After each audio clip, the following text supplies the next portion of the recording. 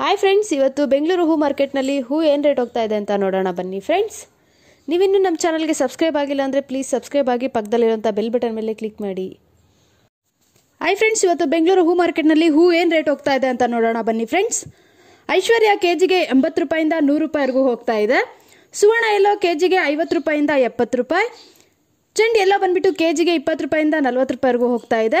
ನೆನ್ನೆ ಏನು ರೇಟ್ ಹೋಗ್ತಾ ಇತ್ತೋ ಸೇಮ್ ರೇಟ್ ಹೋಗ್ತಾ ಇದೆ. ಚೆಂಡು ರೇಟ್ ಬಂದ್ಬಿಟ್ಟು ಕೆಜಿಗೆ 20 ರೂಪಾಯಿಂದ 40 ರೂಪಾಯಿ. ಮೆರಬಲ್ ಬಂದು ಕೆಜಿಗೆ 10 ರೂಪಾಯಿಂದ 30 ರೂಪಾಯಿ. ರೇಟ್ ತುಂಬ ಕಡಿಮೆ ಆಗಿದೆ. ಮ್ಯಾರಿಗೋಲ್ಡ್ ಕೆಜಿಗೆ 60 ರೂಪಾಯಿಂದ 80 ರೂಪಾಯಿ.